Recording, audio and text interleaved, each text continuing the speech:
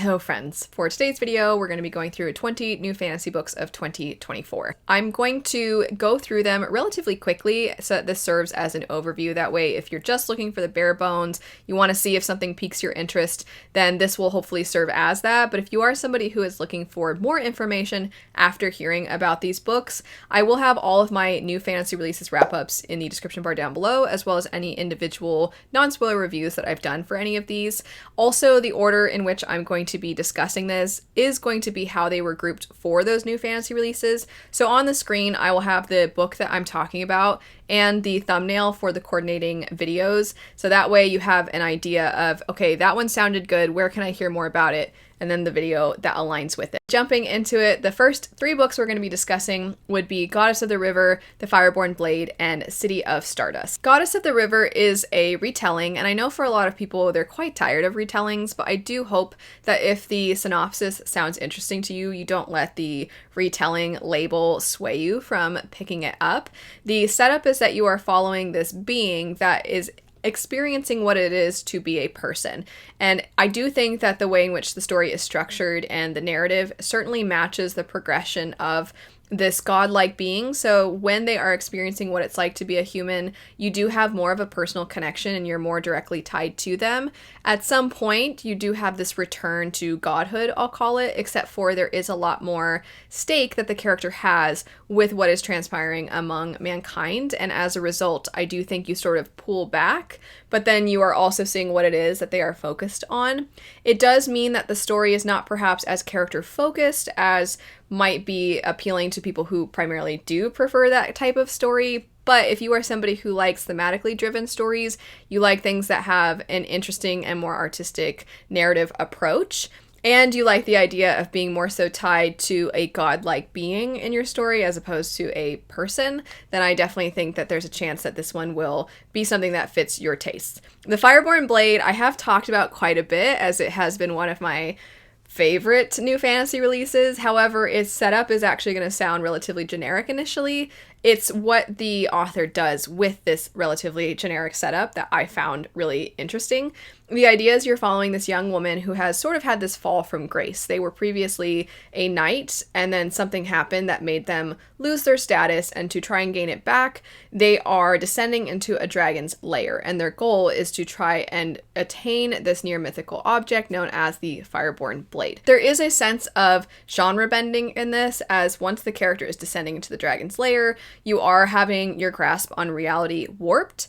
And also, despite the fact that this is borderline novella length as opposed to a full-length novel, you do actually spend a fair amount of time getting interesting world building details outside of your main perspective. How those are laid out for you, I actually found to be really captivating and unique.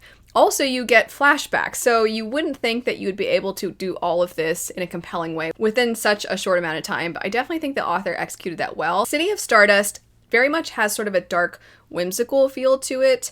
You're following a young girl who discovers that her family is beholden to this mystical person, and they have made a deal. And as a result, they are supposed to give up somebody within their family once a generation. However, they want to try to break this cycle. They keep the existence of our main character a secret for as long as they can, as she is the person that would have to be given up.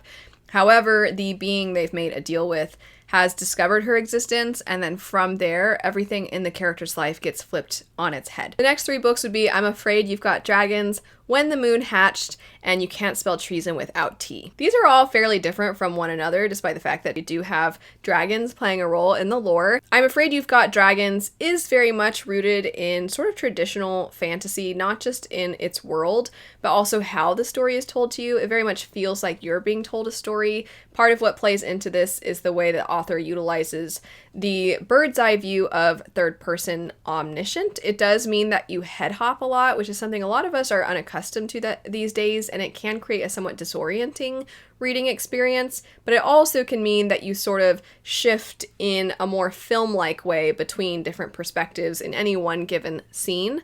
I did think the themes were actually really well done in this, but I do think that the story has sort of this fairy tale feeling of meandering. Some people, I think this is really going to work and it's going to create this sense of adventure, but for others, I think it is going to be a little too locked into the feeling of it being meandering, but the themes that are present in this, a lot of which come down to expectations that are placed on individuals and what they actually want to be and what they want to do, especially with their own lives, and how that can sometimes go against familial expectations or societal expectations. When the Moon Hatched is fantasy romance. This is one where part of what didn't work for me is that it very much was wearing its inspirations on its sleeve. There are a lot of Sarah J. Maas nods, and I think for me it resulted in there being too many nods and the reading experience wasn't quite as unique as I was hoping. It also, I would say, has a meandering feel. We go kind of from one event to the next in a way that, on one hand, it can create, as I was describing with I'm Afraid You've Got Dragons, for some people it might create this sense of adventure, and I think it has for a lot of individuals, which is great. But I also felt like the reveals were relatively predictable, and I didn't find there was the biggest payoff with a lot of them. I also felt like the inciting incident, we didn't have enough time to develop it. I think the best way to capture what I'm trying to say is it felt like we could have certainly had multiple books within just what's transpiring within this first book. Not to say I would have split it and then started a new one, but rather I would have taken certain portions and wanted them more fleshed out and then done that for multiple aspects of the story. I think that really would have allowed us to have our feet more firmly on the ground, to care a lot more, to be a lot more invested. All that said, though, a lot of people are feeling very differently than I feel about this one. So if you like the idea of a fantasy romance where the fantasy elements, there is a lot to the lore, and also there are Sarah J. Maas inspirations and a lot of the tropes that a lot of people love in fantasy romance, this one certainly, it's got pretty much all of the boxes checked for those things. You can't spell treason without T. Another one that I would say wears its inspirations on its sleeves, and it does very much feel like Bookshops and Bone Dusts and Legends and Lattes by Travis Baldree. You have these two individuals who have decided that they want to sort of start fresh, and they have decided how they're going to go about doing this is that they're going to open up this shop where they can sell tea, and that they can also have almost like a bookstore library hybrid within it as well, and just create this cozy environment where they can be kind of off in a more rural area and just enjoy life, specifically life with each other. However, one of the individuals has some people on her tail, we'll say, and then the other individual is a very, very powerful magic user. She can't necessarily just leave that behind, and that definitely becomes true as the plot progresses. I do think that while it does feel very similar to Legends and Lattes, I felt there were enough unique elements to this that it stood apart on its own, I think, just fine. I think for some people, maybe it will be a little too similar, and maybe it will be a little too on the cozy side. If you are a fan of cozy fantasy, though, I think there's a good chance you'll like this one. Next up, we have Spin of Fate and Sunbringer. The reason this is a grouping of 2 as opposed to 3 is because within this video, I also discussed a new historical fiction book, but because this is centered on fantasy, I'm not going to be mentioning that one today. If you are interested in hearing about it, the book would be A Crane Among Wolves. I'll have that releases wrap up in the description bar, just like the rest of them. But the 2 books that were fantasy are the ones that I mentioned, Sunbringer and Spin of Fate. Sunbringer is a sequel. I'm going to mention the synopsis for the first book and then general things about the sequel. The first book, you are following a young woman named Kissin, who is a god killer. In their world, there was war between the gods and humans, and they pretty much, mankind has eradicated the influence of the gods. However, not all gods are gone, and that is where Kissin enters the picture. I do think that the sequel expands on a lot of what was going on as far as the plot, the characters, but more so the characters individually, as you are seeing plot lines somewhat fracture. I do find that while it did expand on a lot of things and it started to give us more answers, it does very much feel like a sequel that is waiting for the third book. Spin of Fate is a YA fantasy, and I personally thought it had so much to the world building. The world building was not only really well done, but there was a lot to it, and there's a lot to the lore and how the magic works. If you're somebody who really likes a really in-depth fantasy world and a really unique one, I think Spin of Fate already, I would say, give it a go. But specifically, I think if you like the idea of that, tied with characters that feel very flawed but really real, then I would say give this one a shot. The idea is that you have this young girl who she was forced to grow up within a certain realm where pretty much the lowest of the low are placed, and the idea from their religion is that the lowest of the low are placed here because they deserve it. However, our character questions this, as she is just a child. What has she ever done to deserve to live here? But one day something happens that causes our character to ascend to a higher realm, and she actually wants to do everything she can to return to the lower realm, as she wants to return to her mother. The next three honestly could not be more unalike. We have the Brightsword, the Spellshop, and That Time I Got Drunk and Saved a Demon. The Brightsword is a King Arthur retelling. The way that this is told is, rather than focusing on the Knights of the Round Table and King Arthur and the heroes of the tale, you're looking at all of the lesser known characters, and it is formatted in a way where it very much feels like a collection of short stories, and each of these lesser known characters' stories has its own themes that you could definitely spend a lot of time dissecting. The Spellshop is a very darling, cozy fantasy story that follows this young woman who works for this library, and one day during this revolution, this library is being burned down, so she takes everything she can along with her sentient spider plant and escapes, and then goes to her hometown, we'll call it, and she's sort of just hiding out until she hears information about whether the revolution was successful or not, and then she realizes that depending on if it was successful or not, that's going to impact whether or not she gets in trouble for taking these important texts from the library, as they are not meant to be taken, as they have important information specifically about how magic works. And our main character, while trying to lay low, also can't help but get caught up in the small town gossip and charm of where she originally grew up, and she also realizes that some of the problems within her hometown, maybe she has some solutions to them within the very books that she stole and isn't supposed to learn about magic from. That Time I Got Drunk and Saved a Demon, its name kind of says it all. It's a story about a lady who gets drunk, saves a guy, realizes he's a demon, but then also everything she's ever been told about demons might not be true. Also, he's super hot, and maybe she has the hots for him, and maybe he has the hots for her, and maybe they're gonna hook up multiple times, and they're gonna talk dirty to each other. I mean, that's basically this book. From there, we have The Honey Witch, The Lost Story, and The God and the Gumiho. The God and the Gumiho is following this being that is basically like a fallen god who is trying to attain godhood once again by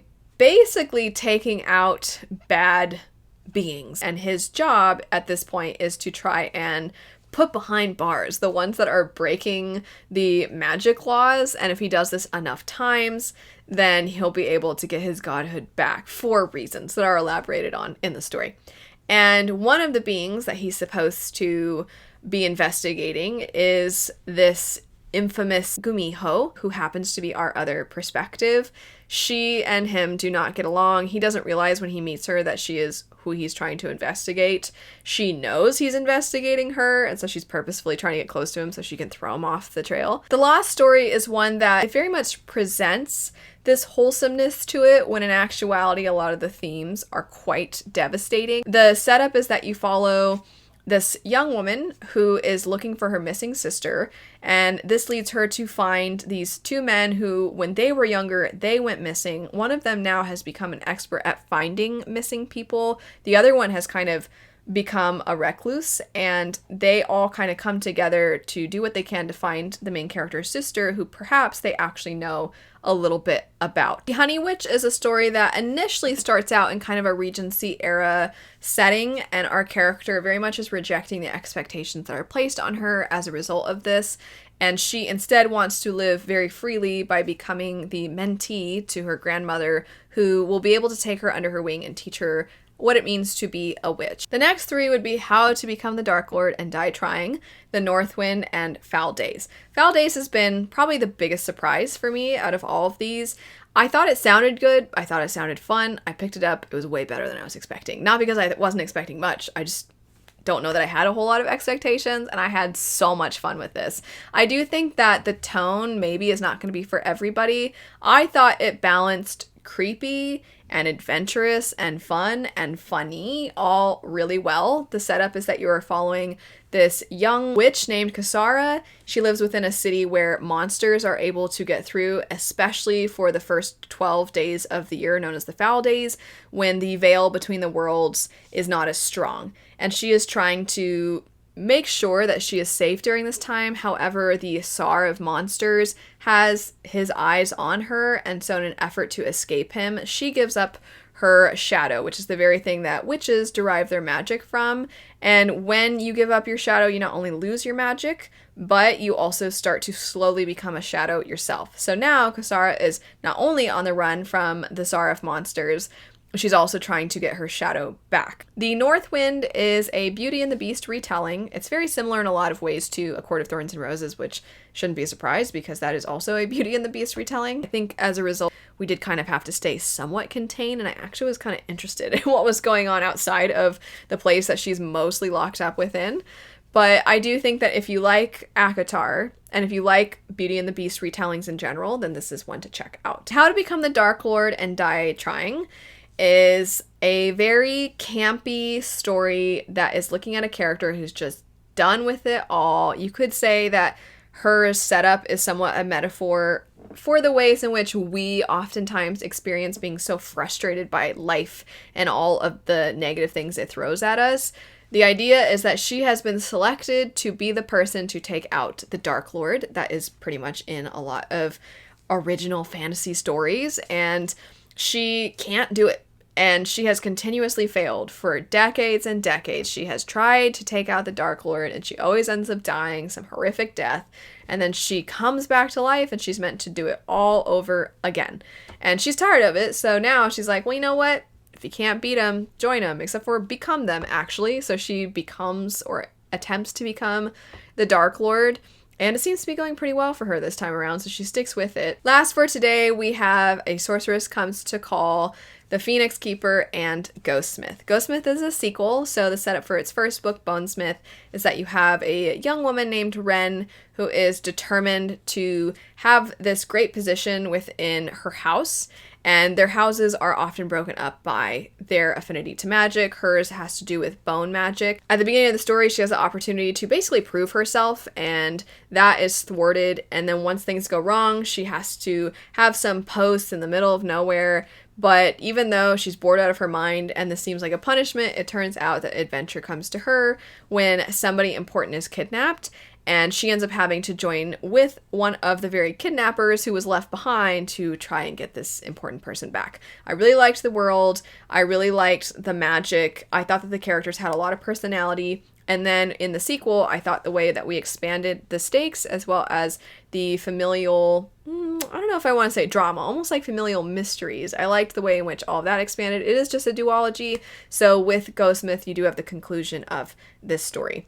Next up, with A Sorceress Comes to Call, we have a young woman named Coraline who is the daughter of a sorceress named Evangeline. Evangeline is horrible. She's definitely manipulative, she is abusive, and she also is a powerful sorceress that nobody realizes has this power except for our main character. And one day we are seeing Coraline as her mother has decided, I'm going to try and secure a marriage to a wealthy man, and in marrying him, I will then have his wealth, and then I can try to secure a marriage for you, Coraline. And Coraline is kind of forced to just do whatever her mother says and go wherever her mother goes. And the other perspective that enters the picture would be the man that Evangeline has her sights on, his sister, Hester, who very much, even though she doesn't know that Evangeline is a sorceress, she can tell that Evangeline is up to something and something no good. Hester is one of my favorite characters ever. And then last, we have The Phoenix Keeper, a very cute slice of life story that follows a young woman who works at a zoo, and she loves the animals that she helps care for. Specifically, she loves the phoenixes, and they are trying to start a breeding program because phoenixes are facing extinction. She's doing everything she can to make sure that the phoenixes are treated well and that the species can continue on. However, there's a lot of things that are very work related that are holding her back, or sometimes she has opportunities and she has to work really hard to prove herself, to try and get whatever she can so that she can get the resources she needs to help the phoenixes and help the animals at the zoo she works at. That's it though for 20 new fantasy releases of 2024. As I said at the beginning, I will have the wrap-ups and the in-depth reviews for any of these in the description bar. I'll also have the books themselves linked, and I did do the same style of video for 20 other fantasy releases that I talked about in the first half of the year. So if you're looking for more information about more releases, I'll have that linked as well. But anyway, thanks so much for watching. I hope you have a great rest of your day, and I'll see you later. Bye.